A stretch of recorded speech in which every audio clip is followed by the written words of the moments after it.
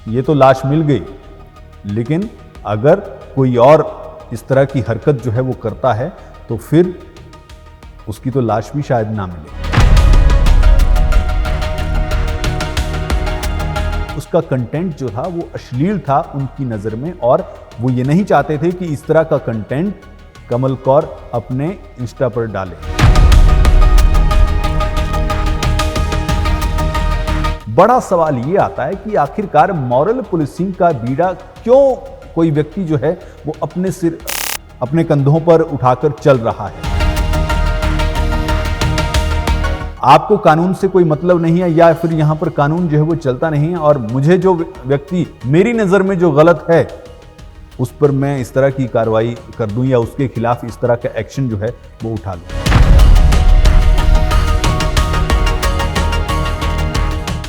कंचन कुमारी उर्फ कमल कौर भाभी, जो सोशल मीडिया पर खासतौर पर इंस्टाग्राम पर पॉपुलर थी, इन्फ्लुएंसर थी, उसका कत्ल हो जाता है 9 और 10 की रात को, यानी 9 और 10 की दरमियानी रात थी, और उस रात उसका कत्ल हो जाता है। 11 तारीख को आदेश हॉस्पिटल की पार्किंग में एक गाड़ी खड़ी होती है, और वहां उस गाड़ी में उसका शव जो है वो मिलता है। जब आसपास के लोगों को बदबू आनी शुरू होती है, पुलिस को इन्फॉर्म किया जाता है, और जब पुलिस आती है तो फिर देखते हैं कि उस गाड़ी में लाश पड़ी हुई है, और फिर बाद में पहचान जब होती है तो ये पता लगता है कि ये लाश जो है ये कंचन कुमारी उर्फ कमल कौर भाभी की है। परिवार वाले पहचान करते हैं लुधियाना की कमल कौर भाभी जो है वो रहने वाली थी। लेकिन सवाल ये आता है कि आखिरकार ये कत्ल जो है ये किसने किया। फिर सामने आया, क्योंकि जैसे ही ये कत्ल हुआ तो फिर अमृतपाल मेहरों वो एक वीडियो अपलोड करता है। अमृतपाल मेहरों जो निहंग सिख है, वो एक वीडियो अपलोड करता है और उसमें ये बताता है कि इस पूरी जिम्मेदारी जो है वो इस कत्ल की वो लेता है, और साथ में ये भी कहता है कि ये तो लाश मिल गई, लेकिन अगर कोई और इस तरह की हरकत जो है वो करता है तो फिर उसकी तो लाश भी शायद ना मिले। लेकिन किस तरह की हरकत? दरअसल वो अपनी वीडियो में ये बताता है कि जिस तरह का कंटेंट जो है वो कंचन कुमारी बनाती थी, वो कंटेंट जो है वो सही नहीं था, और इसके बारे में कमल कौर भाभी को कई बार बताया गया कि हाँ ये कंटेंट जो है वो डालना बंद कर दो, नहीं तो अच्छा नहीं होगा। लेकिन उसने कंटेंट डालना जो है वो नहीं बंद किया, यानी उसका कंटेंट जो था वो अश्लील था उनकी नज़र में, और वो ये नहीं चाहते थे कि इस तरह का कंटेंट कमल कौर अपने इंस्टा पर डाले। लेकिन कमल कौर ने ये कंटेंट जो है वो डालना बंद नहीं किया, और उसके बाद फिर निहंग सिख अमृतपाल मेहरों और साथ में 2 उसके और साथी, उन्होंने मिलकर जो है कमल कौर भाभी का कत्ल जो है वो कर दिया। अब इसके बाद जैसे ही ये कत्ल हुआ और पुलिस को इस कत्ल के बारे में जानकारी मिली, तो मीडिया के अंदर जो है या इसमें एक धड़ा जो है, काफ़ी लोगों ने, बहुत सारे ऐसे लोग हैं जिन्होंने ये कहा कि हाँ ये बहुत अच्छा कदम जो है ये उठाया गया, और ये क्योंकि अश्लीलता जो है वो फैला रही थी, तो ये यानी इस काम को सपोर्ट किया, अमृतपाल मेहरों के काम को सपोर्ट किया गया। हालांकि अब कुछ ऐसे भी वीडियोस सामने आए हैं जिसमें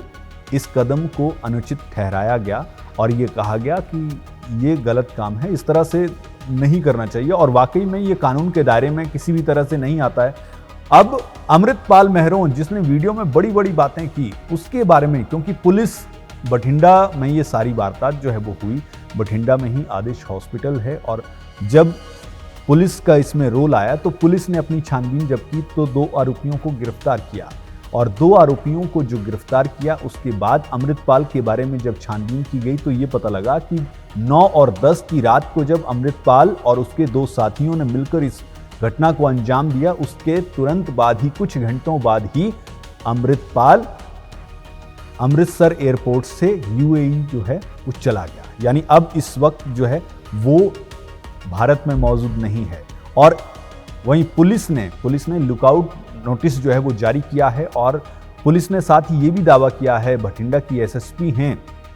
उन्होंने ये दावा किया है कि हम अपनी तरफ से पूरी ये कोशिश कर रहे हैं कि हाँ अगर यूएई में भी जहां भी अमृतपाल होगा तो उसको वापस लाया जाएगा और उस पर बनती कार्रवाई जो है वो की जाएगी, क्योंकि पुलिस ने उसके खिलाफ एफआईआर दर्ज कर ली है और उसको उसके किए की सजा जो है वो पुलिस दिलवा कर रहेगी, ये पुलिस की तरफ से कहा गया है। लेकिन इस बीच में बड़ा सवाल ये आता है कि आखिरकार मॉरल पुलिसिंग का बीड़ा क्यों कोई व्यक्ति जो है वो अपने कंधों पर उठाकर चल रहा है, और क्या ये कदम सही है?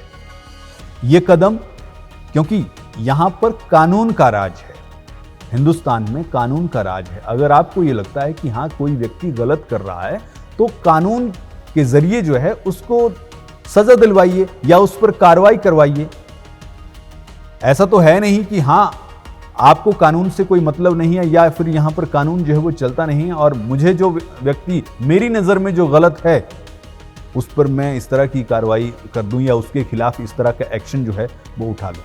अब इस मामले में अब तक जो हुआ है वो ये कि 2 आरोपी तो पुलिस की गिरफ्त में हैं। एक अन्य आरोपी रणजीत जो है, जो तरनतारन का रहने वाला है, उसको भी पुलिस ने नामजद कर लिया है और उसकी तलाश जारी है। इसके अलावा एक व्यक्ति और है जो अननोन है, यानी उसका नाम पता जो है नहीं है, लेकिन उसके खिलाफ भी कार्रवाई जो है वो की जा रही है और उसको भी तलाश किया जा रहा है। पुलिस इस मामले में पूरी तरह से सख्त कदम उठा रही है और पुलिस का ये कहना है कि ये मामला जो लोग सपोर्ट कर रहे हैं या जो लोग इसके पक्ष में बात कर रहे हों उनकी बात अलग है, लेकिन पुलिस अपना काम जो है वो बिल्कुल सही तरीके से करेगी और अमृतपाल मेहरों को उसके किए की सजा जरूर दिलवा कर रहेगी। और यहीं पर सवाल ये उठते हैं, जो हमारा मुख्य सवाल है वो ये है, जैसे कि हमने पहले कहा कि क्या अगर मेरी नज़र में कोई गलत है तो इसका मतलब ये नहीं है कि वो कानून के दायरे में भी गलत है। अगर मुझे कोई पसंद नहीं है इसका मतलब ये नहीं है कि मैं उसकी जान ले लूं। तो ऐसे में पुलिस जो है वो अपना काम कर रही है और अब जो धर्म के ठेकेदार बन रहे हैं या फिर समाज के ठेकेदार बनने की कोशिश कर रहे हैं उनको उनके किए की सजा जो है वो पुलिस दिलवा कर रहेगी। ऐसे में आप क्या इस मुद्दे पर सोचते हैं? आप अपनी राय जो है हमें कमेंट बॉक्स में ज़रूर बता सकते हैं।